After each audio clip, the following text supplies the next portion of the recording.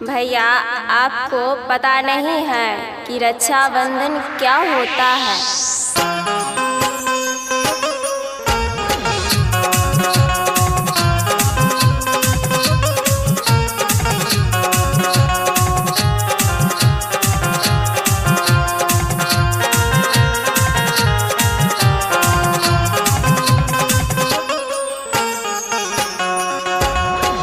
रूठी हो क्यों तुम मेरी प्यारी प्यारी बहना, रूठी हो क्यों तुम मेरी प्यारी प्यारी बहना।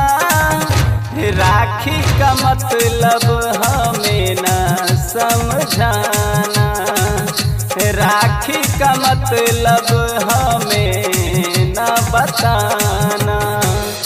रूठी हो क्यों तुम मेरी प्यारी प्यारी बहना, राखी का मतलब हमें न समझाना, राखी का मतलब हमें न बताना।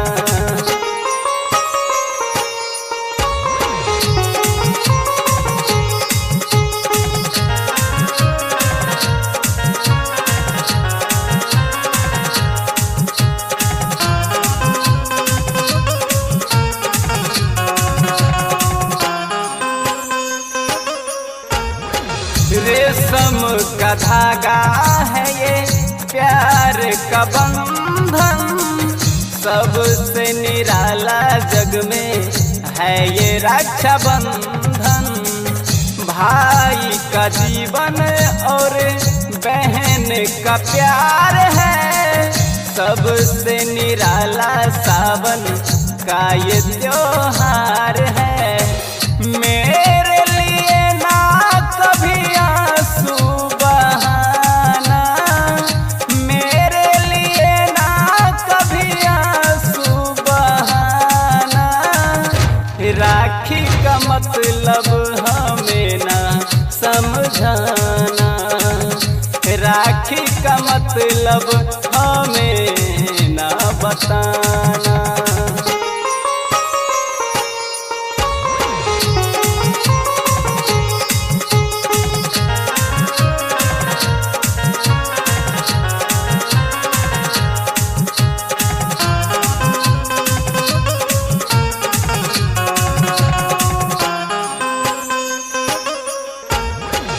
देश का सिपाही हूँ मैं हूँ तेरा भाई।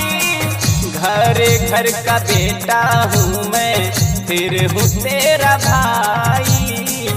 रूठ न ऐसी मेरी प्यारी प्यारी बहना, हर साल आऊँ मैं यही दुआ करना। चाहे पड़ेगा मुझे हर दुख सहना, चाहे पड़ेगा मुझे हर दुख सहना। राखी का मतलब हमें न समझाना, राखी का मतलब